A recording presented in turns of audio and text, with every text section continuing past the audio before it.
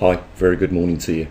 As promised, I would show you this photo. I said I was going to do it Monday, but I've managed to email it myself, and then from there I've downloaded it, and we're able to show you the sunrise that I was talking about yesterday on the 24th of February 2023. What you can see unusual about this sunrise is that it rises up into the sky like a column. It was picked up on mainstream media yesterday, and they talked briefly about it. They said this is a very rare occurrence when you actually get to see the sun behaving like this. It's like a torchlight being shone straight up into the sky. You can see in the lower half of this photo some reflections back on the window because I took it inside, but my partner took some outside, which I'm going to show you now.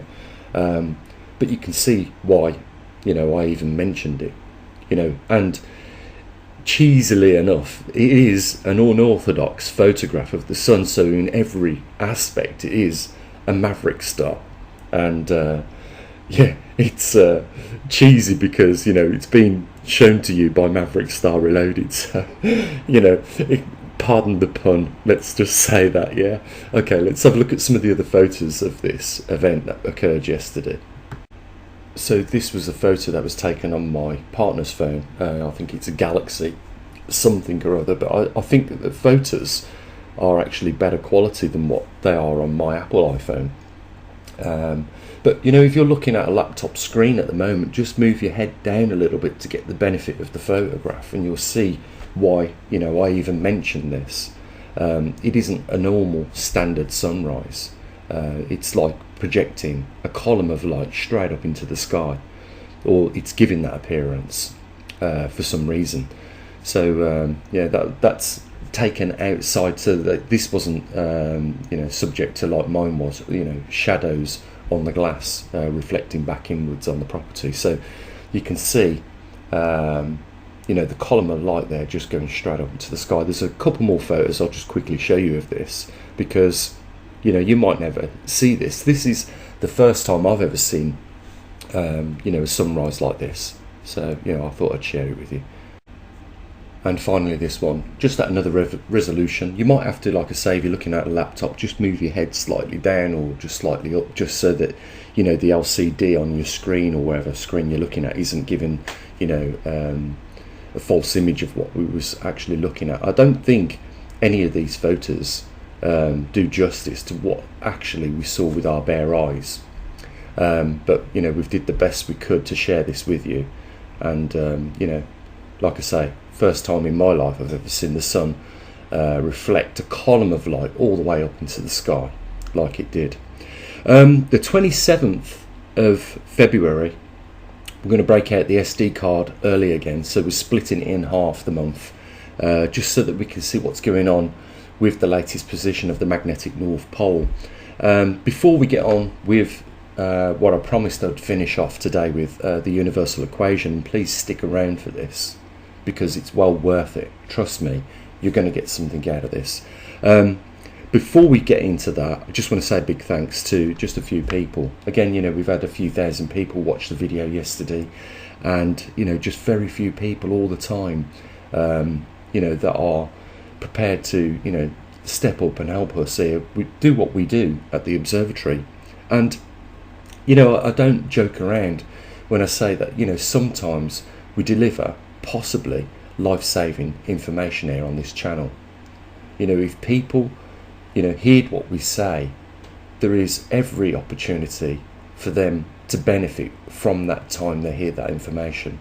So if you want to help us get the word out, keep reporting on these events that are taking place. And you got to think about this, these are rare events that are taking place. Last time our Earth went through a full magnetic reversal was 780,000 years ago. It's occurring right now in our times, so we shouldn't be complacent about this by any means. These are huge scale events that are taking place right now. When they talk about the core of our Earth slowing down, trust me, that is very significant and a massive event. When we talk about the magnetic poles reversing on our planet, this is not a small event. You know, this is a rare occurrence back on our doorsteps today.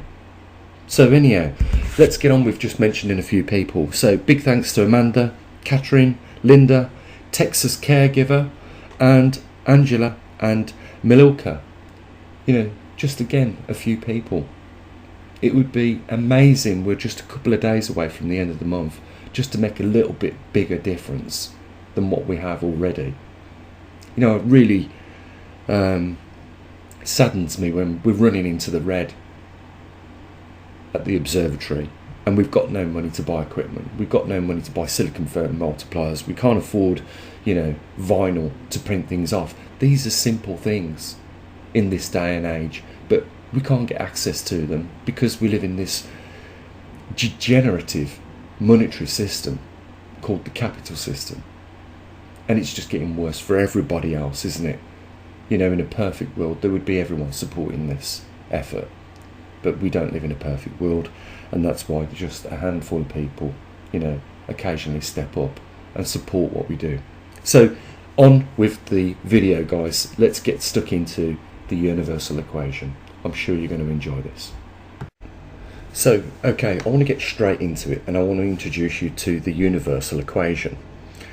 I might as well tell you how I come about this. It's a little bit of a strange event. I remember having a dream about numbers, this equation. And you know, like usually you wake up and you forget the dream. I was adamant for some reason in the dream not to forget this. So the first thing I done was I woke up out my dream, straight to the desk, and wrote the equation down. A few weeks later, I started pondering on this equation, and we're talking over 12 years ago now. This happened, and then I realised that there was something more to this. And from that, we have found all the recent stuff that we introduced in yesterday's and the day before's video. So it's been like ongoing research for many, many years for me. So I want to go straight into it and explain how all this works. So at the top there, we've got a number, 78546. You can use any numbers you want, and as long as you want, it doesn't make no difference. We're going to arrive, or we're going to filter that number down just to one number using this equation method. So what we do is we reverse the any number at the top, and as you can see, we've just written the number backwards, 64587. To obtain this number, we subtract any numbers from the reverse numbers, and we end up with another line of numbers, and all this we do is add the separate numbers up of the answer, and you can see we end up with a 27 number at the end of that. And then obviously we do the same again, we repeat it, so 2 plus 7 equals 9, and that's how we get one of the binary numbers. The only other way we can obtain any other number in this equation is by having numbers to start with, like 2002. If we reverse it, we get the same number, 2002. So if we subtract, like we did above, do the same as what we did above to that number, we'll end up with a 0. And of course, we have a binary system of numbers. If we can work out at some point in the future what the chain of the binary system numbers are, we will be definitely reading from the book of the creator of this universe. And we are not there yet. So there is more work to do on this. But what I will bring to your attention is that we have looked at the last few days how, the 9 times table behaves in a similar manner to what this equation does, in that fact that we do the opposite. When we looked at the 9 times table and we got to 45, and then it reversed from that point on, the times table as we went down, adding like 6 times, 7 times, 8 times, 9. The numbers were reversed from the top. It was like, that saying that you hear, as above, so below. So it's the same in this equation. What we're doing here, we're just reversing the answer that we got to start with, or the number that we had, in this case, the any number to start with. Have a practice with it yourself. You'll see how significant this is. I will just say that, this has found its way into the doors of NASA. We've got a friend in the United States, and his partner works for NASA, and she took the equation into her office, and they played about with it, and they said it's quite an unusual equation that it filters down just to two numbers. You know, we might find, you know, applications for this in the future, but up until this point, you know, there are strange things that do coincide with this. You know, if we look at the amount of planets in our solar system, and I know only recently, and I think it's corrupt to do that, because even our ancestors acknowledged there was 9 planets in our solar system, you know, but now they're saying Pluto's not a planet because it's too small to be a planet. I think that's wrong. You see, they are changing the history in our world to suit or to distract, I don't know. But, you know, we do have 9 planets in our solar system. We do orbit our sun on a 360 almost day period. I know we're just 4 days off, but it's near perfect for me. 360, if we do what we've done in this equation, you know, using that numerology method, you know, 3 plus 6 plus 0 is 9. You know, there's a lot of significant, what people would say at first glance, coincidences taking place with all this, but there's more to it. And I'll just say at this point, Nikola Tesla said the keys to understanding our universe is to first understand the significance of 3, 6 and the number 9. Now, this guy produced a lot of the technology that we use today: wireless transmission, electricity, and so on and so forth. He was a genius, and yet he said many times that if you really want to understand this universe, you don't need to go to a college or a university to do it. So he knew something else, which definitely went against the grain of today's methods. And I think, you know, we should at least give him credit, because, you know, not only was he saying these things to general public people and writing about these things, he was also the guy that didn't just talk the talk, he walked the walk.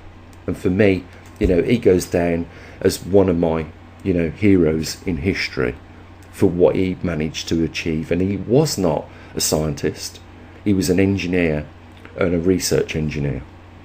Yet he delivered more at his time than any top scientist could ever, in my view, because his works are what we use even to this day. So here is the universal equation. Like I said the other day, you know, we can take any platonic shape in today's modern times, and we can apply a mathematical formula where we will resolve it with numbers at the end. And if we put those numbers for any of these platonic shapes through following a process of maths, we can obtain and reduce it down to just 2 simple numbers, a 9 or a 0. I think that is the basic understanding of everything in this universe, in my humble opinion. And it is also proof that the way this universe goes about creating, if it is using a mathematical system in order to do so, it also means unequivocally that it is conscious.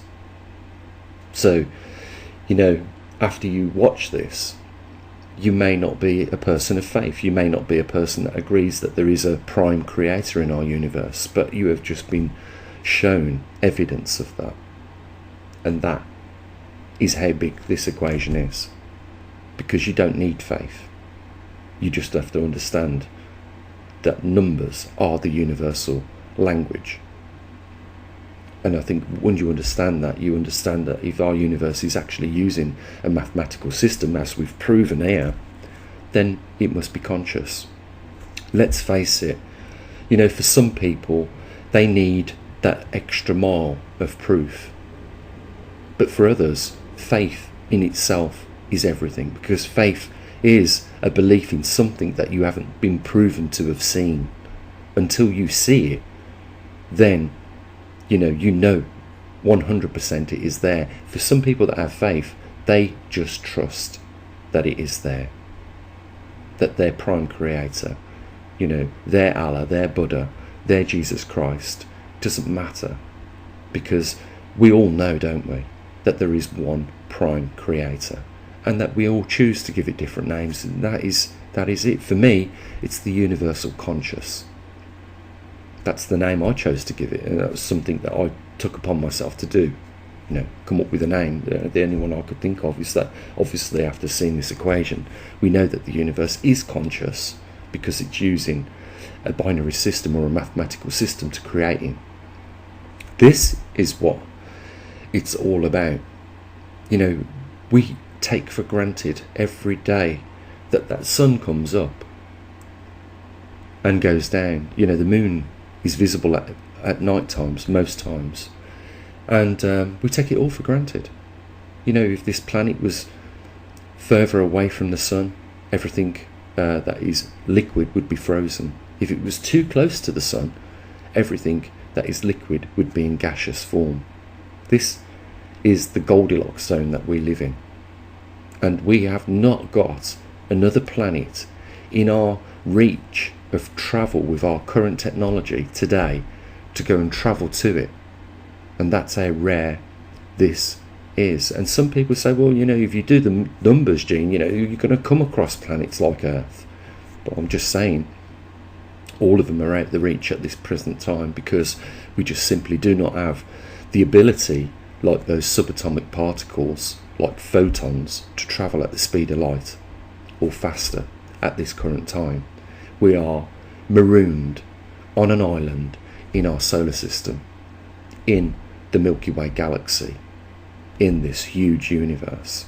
And at the end of the day, this universe is using a singular method of creating. And today, you guys have been given a real gift. Trust me, it is a real gift to know this, because if you was lacking at any point in time in any faith in a prime creator, a God, then you don't need to anymore have just faith, because you've got the facts at hand. Whatever you call or choose to call your God, I have just demonstrated a little bit of understanding in the way in which it works. And that is no small thing. I'm sure you'll agree. Guys, I am really happy to show you again, this equation and all the things that we have over the other few days, discussed with you. But I want to just leave you with this last few pictures of some crop circles, and then I'm going to show you something pretty amazing. I'm sure you're going to agree and you're going to love it. So we're going to go and have a look at these photos now of these crop circles, and then I'm going to show you something. So just to recap, I showed you this.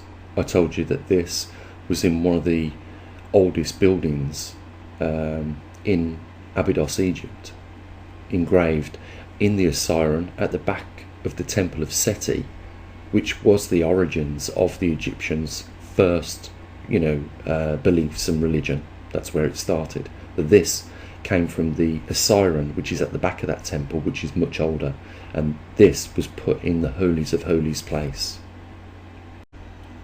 I also showed you this, the flower of life with the three-dimensional cube inside, and you can see that it's like the corner cube has been removed, and when we look in there, some would say, oh, that's the flower, or it is the sun.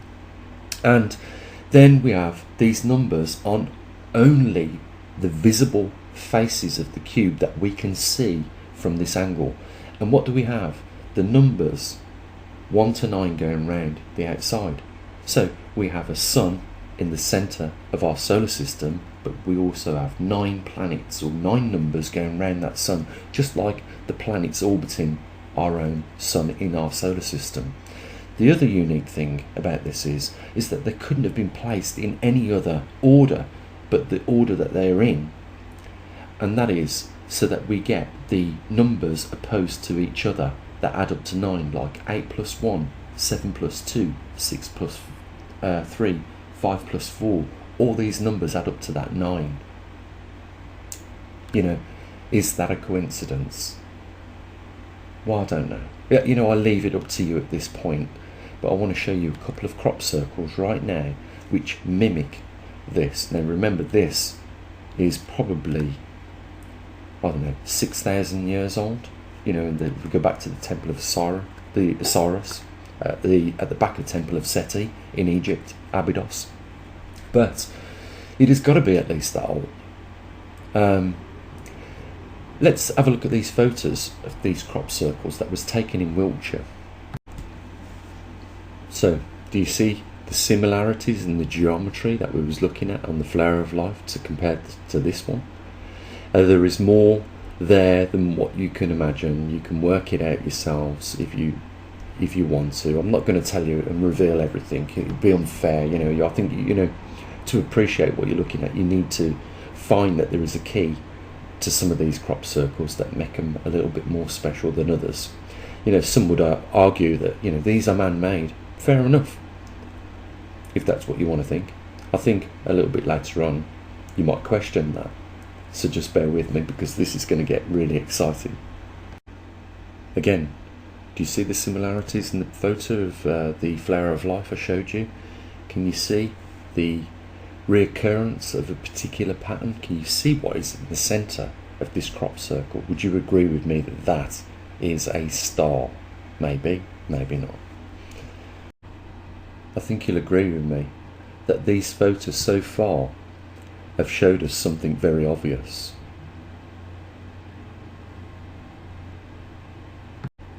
And this one is my alternate favourite.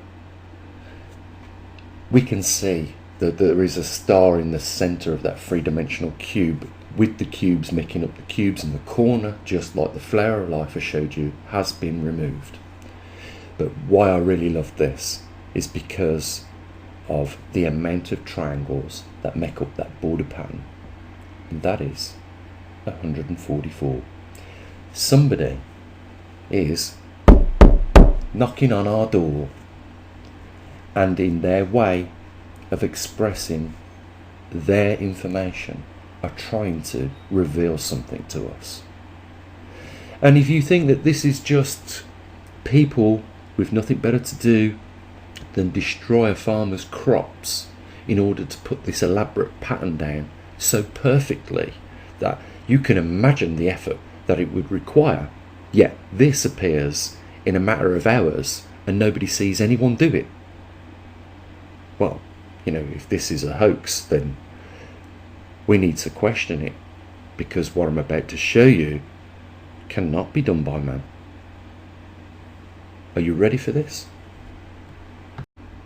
This was a photo taken by NASA's spacecraft Cassini, and it's taken a photograph of the northern hemisphere of the planet Saturn.